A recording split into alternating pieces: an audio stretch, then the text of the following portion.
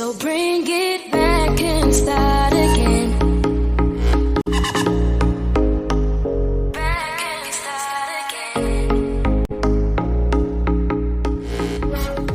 So bring it back and start. Welcome to this episode of Jibber Jabber, the vocal part of the Networking magazine. With me, your host, Sanj Segal. In today's episode, we catch up with James Sang Lee, who has an impressive list of credits, including successful movies such as Lethal Weapon 4, Marvel's Blade, and the Lionsgate action thriller Plane featuring Gerard Butler. His work on popular television shows like MTV Made, Burn Notice, Mortal Kombat, and the upcoming Test Drive Live further solidifies his standing in the industry. I caught up with James for a candid conversation about his professional journey. How did you get involved in fight choreography? I mean, it's not a natural progression for every martial artist. So what sort of steered you in that direction? Well, Sanj, thanks for having me on your show. Super excited to talk with you. I got into fight choreography because I was very fascinated, like many martial artists, with Bruce Lee. And I was a competitor on the pro circuit. And a friend of mine, Ho Sung Pak, who plays Michelangelo in the original Ninja Turtles, he said, "Hey, James, I know you want to be in the movies, but you can win 10 more championships, but you got to move from Madison, Wisconsin to like Los Angeles or some larger city." And so I did, packed up everything with a buddy and moved to Florida, of all places. Oh my God, like a big move. It was a gamble, right? A bit of a risk for you. Well, it was a big gamble because a couple things. Number one is at that time, it was really Los Angeles and maybe a little bit New York, a little bit Chicago, and Florida was sort of the up-and-coming film community at that time. But I didn't really know that. My buddy and I drove to Florida in the middle of the night, got to Orlando, saw the Universal Studios sign. We were so excited and didn't realize they really don't make movies there. It was a theme park. So that's how it all started. Okay. Right. And I guess it was a natural progression for you. But did you get any inspiration? What was the incentive? Was it monetary gain or personal gain? There must be a younger audience here looking at you going, wow, how'd you get into that? You're a young guy and, how'd you get into this? Absolutely. I was, like I said, I was on the pro circuit. And at that time, a lot of martial art experts, a lot of champions in this time were being picked to be in various movies from Ninja Turtles, Karate Kid, Van Damme movies, Steven Seagal, and so on. And I was like, I could do that. And I really wanted to be in it. I loved the fame. I loved the excitement. And of course, the money was really good as well. Yeah, absolutely. I suppose that's a prime incentive after all. Okay, all right. So let's talk about your background in martial arts. Obviously, you're very talented. I've had a little look at of what I can find of you. And amazing. How did you, Bruce Lee was your main, the inspiration behind your drive to find, to pave your way forward into martial arts. But, I'm trying to work out what the inspiration was to get you actually involved in the first place. When did you start? Were you a child? Were you a child prodigy? How did you get into it? Absolutely. Well, my family's originally from Hong Kong, China, and we have a kung fu master in our family, in particular in the style of Wing Chun, which was the original style of Bruce Lee. That's right. And so growing up in the Midwest of America, I was kind of like, what does a Chinese kid do with all these blonde hair, blue-eyed people? I better learn how to protect myself in self-defense. And I was just wanting to connect with my culture. And so kung fu was the early start. And as you know, a lot of Hong Kong films have action with Jackie Chan and Donnie Yen. And so I was naturally connected to my culture, to my community with Kung Fu. So it started with Kung Fu, but then I went on to learn Kung Fu, Karate, Taekwondo, Jiu-Jitsu, and Kobujitsu weapons. Wow. Okay. And, I'm fascinated with that. Was it your family member that you spoke about that sort of trained you or put you under his wing? Or was it your own sort of drive that, how did you learn all of these styles? Where did you learn all of these styles? Oh, great question. So the first and foremost thing was, I was naturally driven young man. I was like I want to be somebody. I want to be strong. I want to be tough. I want to be fast. Yeah. And I was naturally like really inclined to something like martial arts. The second thing was, as I mentioned, a kung fu master in our family. And the third major piece was influenced by a man named Sankey Pek. Many people don't know behind the scenes, but in the Taekwondo community, Sankey Pek was one of the 5 that brought Taekwondo to the Olympic Games. And my father and Sankey Pek went to college together at the University of Wisconsin in zoology. And so I naturally was encouraged by Sankey Pek to pursue martial arts and later even movies. You have something in common with my daughter. She's also just graduated in zoology, and she studied martial arts taekwondo since the age of 6. Really? My son is a black belt in taekwondo as well, so we do have something in common. Yes, we do. Yes, we do. But okay, right. So familiar with taekwondo because obviously watching the children, my own children, go through there. They've made a lot of sacrifices in the world of martial arts, the discipline behind it. Is it all glamour? Did you suffer any injuries? Did you have to have a special diet? Are you very conscious of the way that you look or your fitness levels? If I wind the clock forward, what is it like? Well, I'll give you an example. So the World Championship year, so I was in the World Final 7 times on ESPN, won 4 in a row, the only one who's ever won 4 in a row in self-defense. And those preparation days were 7 meals a day, practice 3 times a day, and including outside of practice, an additional 200 gun disarms a day. Wow. So that's a significant amount of practice that goes into your day. That's a lot of strength training, cardio, martial art moves. And so I was really blessed with genetics, but I had a lot of drive. And I feel like God also blessed me because I came across Pat Johnson in his career. And many people know Pat Johnson from Ninja Turtles, Karate Kid, and of course, a lot of action films. So I was just very blessed that way. Right.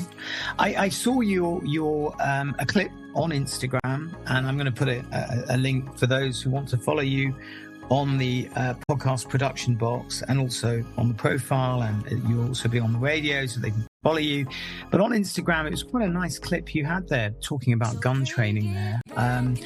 It was a clip of you had a whole line of students there and you were doing some gun training with them. At least it wasn't weapons training. It was how to hold a gun, how to walk with the gun, how to walk backwards with the gun, how to look good with a gun. Is it relevant? I mean, is that very much part of Hollywood? It's not just being able to hold a gun. It's about looking good with a weapon. Absolutely. Well, you do need to look good. And one of the things is the authenticity and the believability when it comes to firearms and action films is a very critical part. I was very fortunate to train with Master Kim Kahana Sr., who was stunt double for the United States' action film star, 1970s, Charles Bronson. Wow. And so Kahana was a weapons, like firearms person. So I learned an extensive use of pistol, rifle, shotgun, machine gun, sniper rifle, explosives. And so that became part of my focus and expertise in the action industry. Now, why do I tell you that? Well, the audience is also much more educated now. They're like, well, wait a minute, that FBI agent wouldn't carry that kind of gun, or that SWAT team, they carry this kind of gun. And so part of the believability is the ability to use a piece of equipment like that, not only efficiently, but also effectively, in the sense like, wow, you really were, quote unquote, a Green Beret, or you were a police officer.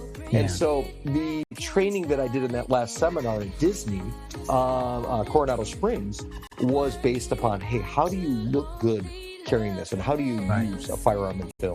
So you make people look believable. It's kind of I also am fascinated. I have to ask you this question because obviously we're interviewing actors and actresses and filmmakers, directors from the movie industry, from all different genres, including the indie movie industry. The birth of the green screen and special effects and technology introduction, does that hinder you as someone who's trying to make people look good on screen, or is it a benefit? Is it a tool for you to use? Yeah, that's a great question. The film industry has had sort of ups and downs when it comes to technology. Some of the technology is great. Yeah. Some of it has been challenging, like where is the industry heading? On this last major film that I did for Lionsgate was with Gerard Butler, the movie Plane. Yeah. And so I play the Green Beret sniper Willis in that film. Yeah. One of the beauties of this film is that they had a budget of around $50 million. And so Jean-Francois Richet, the director, and Gerard Butler, they wanted to kind of come back to a very more traditional action film, meaning let's get people who really were action guys.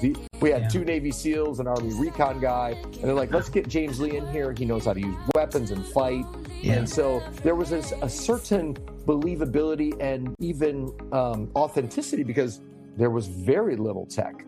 And so I think one of the things that audiences are starting to also see is like, it doesn't look digitized. That's a real person. That's their real story. And so there's good things. The other part of it, back to the AI and the technology, Screen Actors Guild went on strike last year. And part of it was all the AI technology. That's like, do we need anybody to write anymore? Do we need anybody to film anymore? Yeah, it was a big threat, right? It was a big threat. Big threat. And so I think there's this unique intersection between the tech and what's real. And I think it's a new navigation of what's to come. I think it's to be seen, but it could be very challenging coming up. Yeah. Okay, right. Lightsabers. I mean, there's a lot of people out there that follow Star Wars.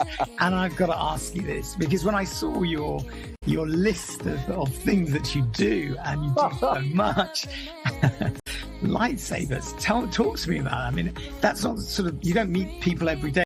Yeah, I can train people to use a lightsaber. How did you get involved with that? How did you even think about that?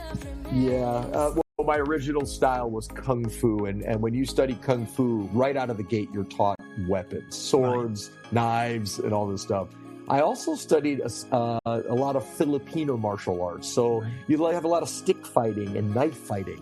And so lightsabers is really just an extension of the Chinese Kung Fu and even Filipino martial arts in terms of general physical movement. Now, here's the beauty of this, though, is Ryan Watson from Mandalorian and I teamed up for this seminar. And so we had an absolute blast, no pun intended, with all these cool lightsabers. And it was really cool. But here's the real roots behind lightsabers. And it's going to throw you off for a second.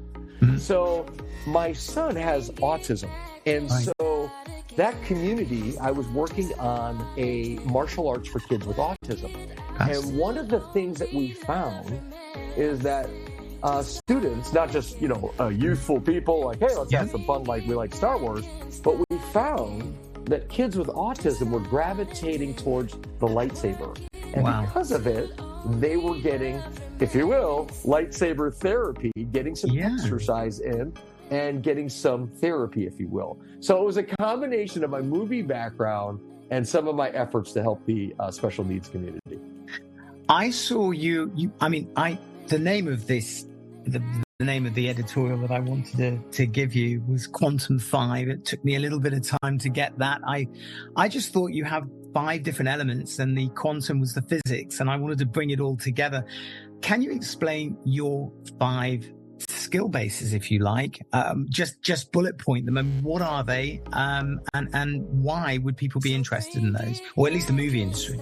Absolutely. Well, the first one is film is amazing, but my root background was martial arts. And so much of it generates from martial arts and that human body physical movement, right? Your strength, your speed, your cardio. And that, if you do it well, right? You hear this term, slow is smooth, smooth is fast.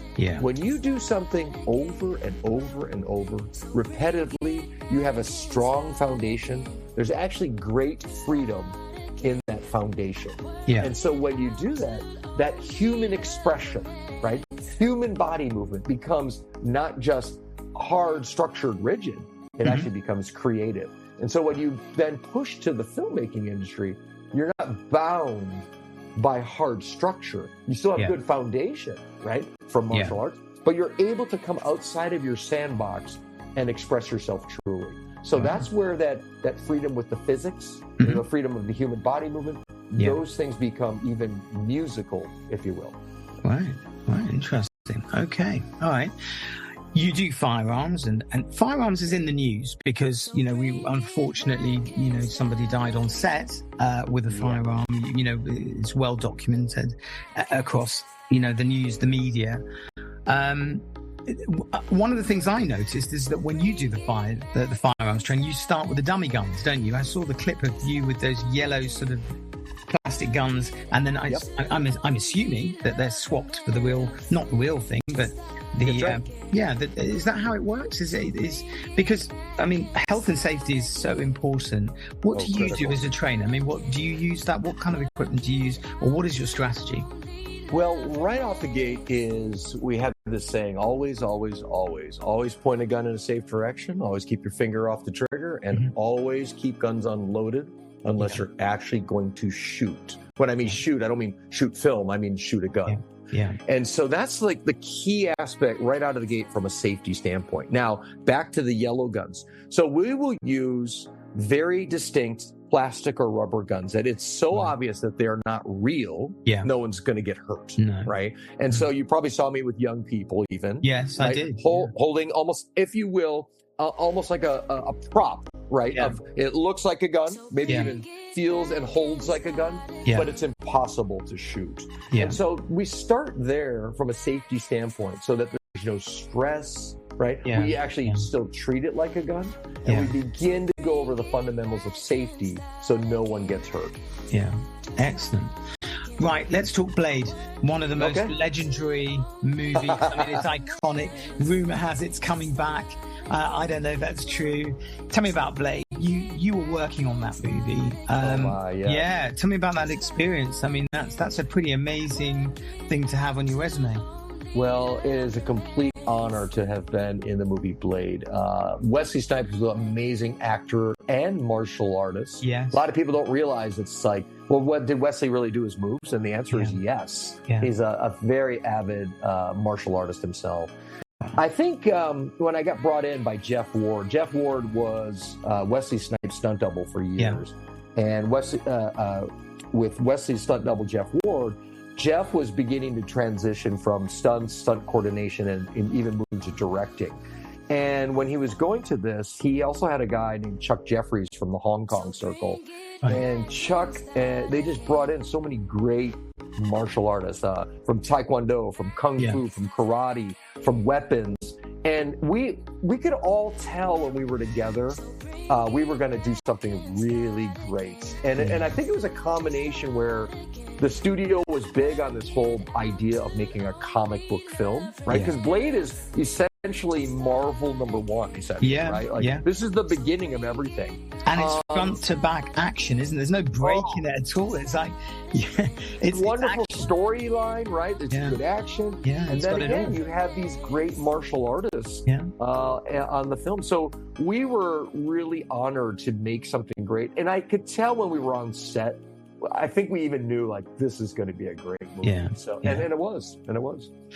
Lethal Weapon 4 is also on your resume. You were the fight choreographer for that movie, and that was an iconic movie. I loved it.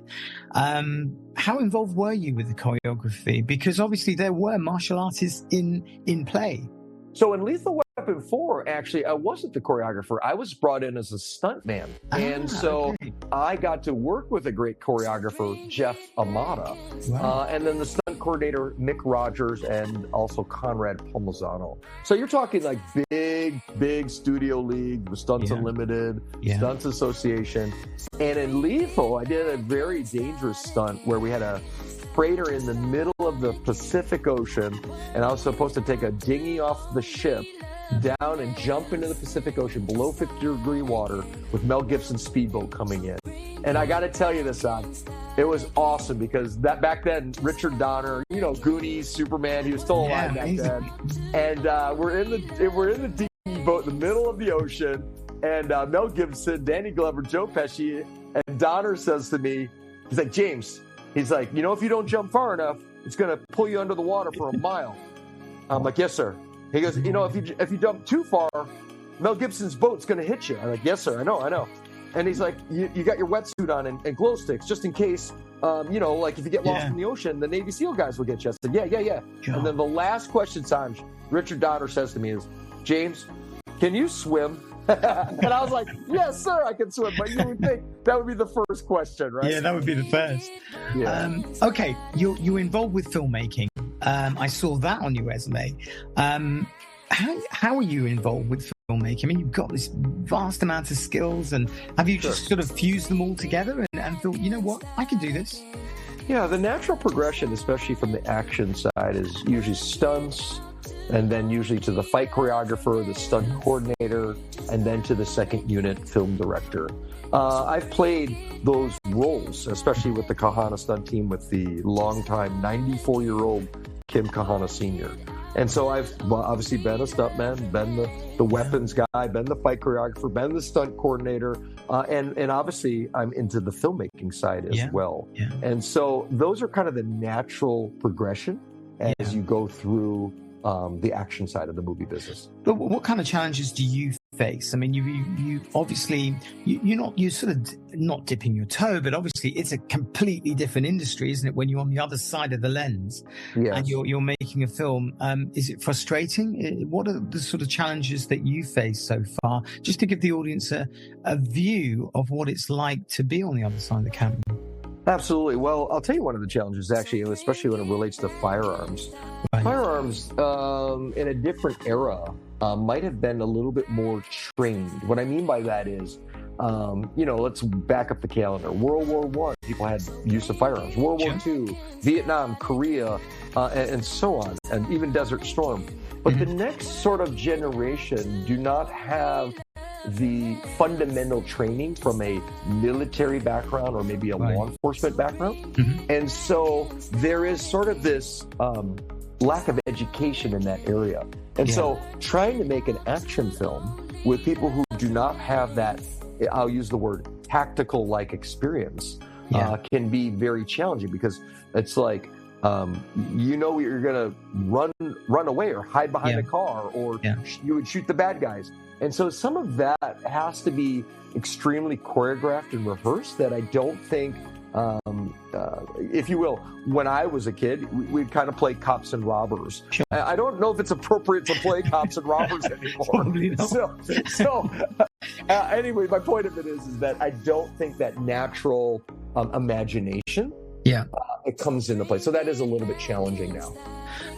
You talk about etiquette. I mean, I read somewhere that, there's the etiquette of filmmaking. Can you explain that in a way? Is that the kind of meaning? Is there a certain format you refer to? What do you mean by etiquette?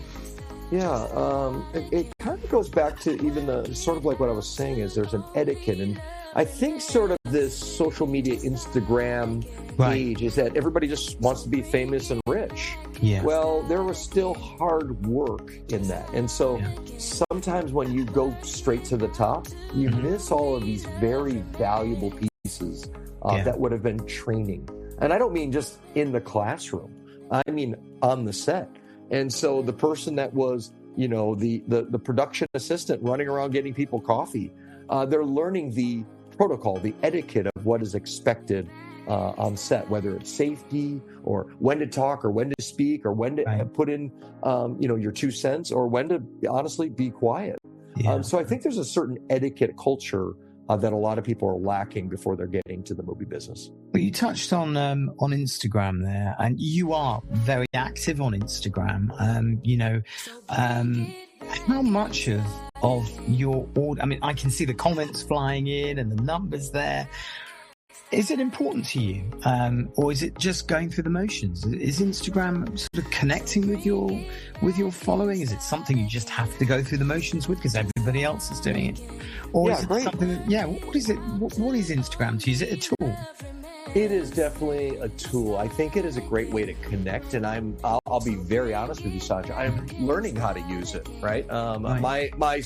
My kids and that my makes students, 2 of us, James. Yeah, my kids and my students are actually the ones that encourage me to do it. I honestly probably wouldn't even have one if it wasn't for them.